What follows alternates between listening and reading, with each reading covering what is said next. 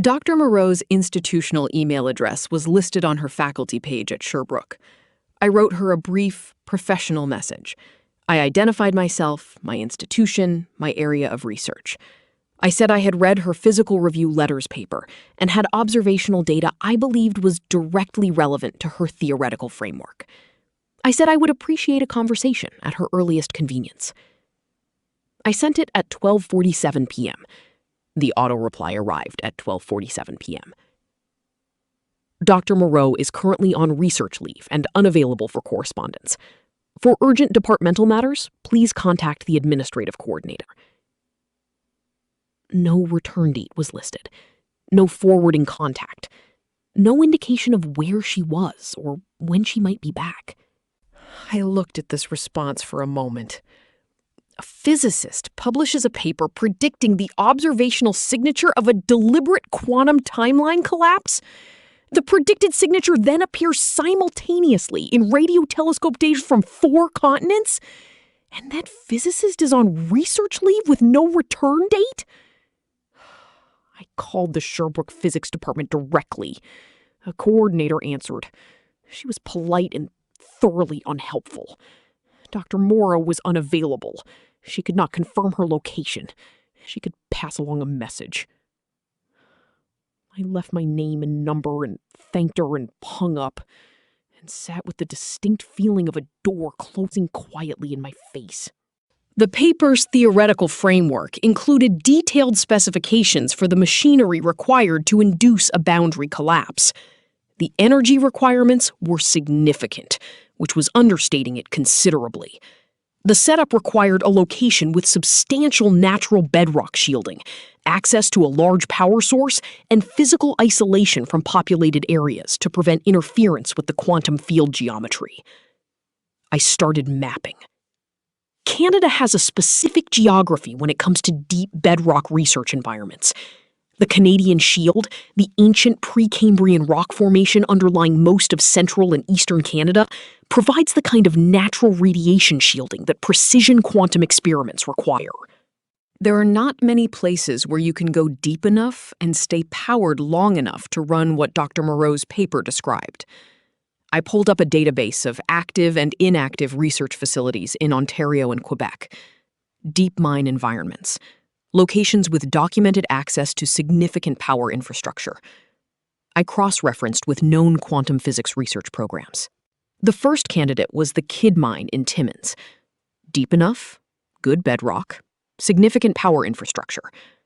But the mining operations were still active, which would generate electromagnetic interference that would make the quantum field geometry unmanageable. I ruled it out. The second was a decommissioned copper mine in Rouen, Noranda, that had been briefly considered for a neutrino detection project in the 1990s before funding fell through. The depth was marginal, and the power infrastructure had been stripped when it closed. I ruled it out. There were 4 more. I went through them methodically, checking each against the paper's requirements, eliminating them for specific documented reasons. Too shallow, too active, too remote from grid power, wrong rock composition for the shielding geometry.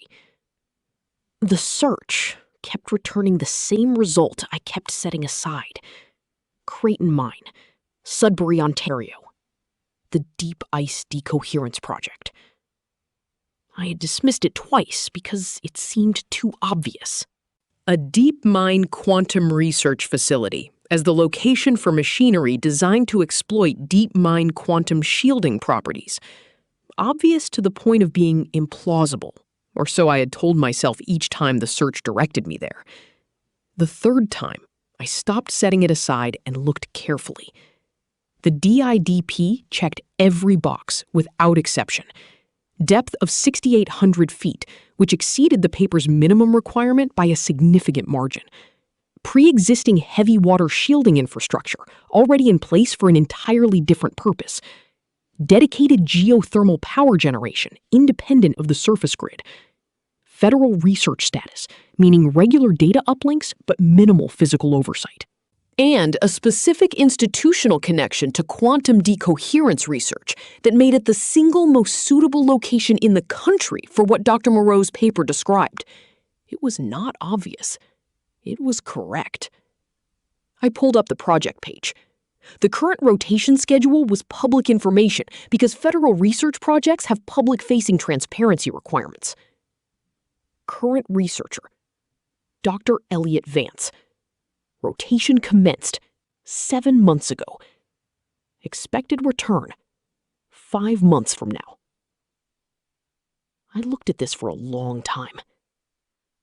Then I pulled up my calendar and counted backward from 7 months ago.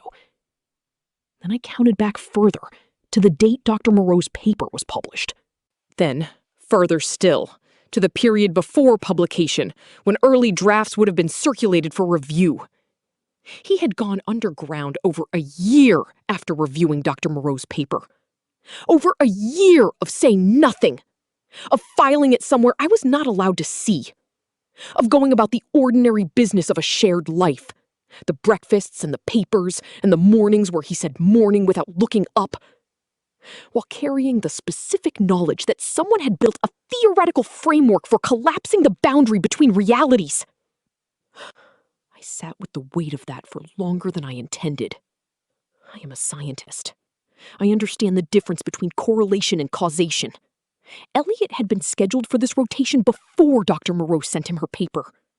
His career pointed naturally toward this kind of research. There were rational explanations for the sequence of events that had nothing to do with each other. I knew all of this, and it did not help. Because I also knew that Elliot had read a paper describing with complete mathematical precision a mechanism for overwriting one version of reality with another. He had understood it well enough to provide substantive technical feedback. He had then, over a year later, gone to the single most shielded location in Canada. The location that Dr. Moreau's own specifications identified as ideal for her machinery.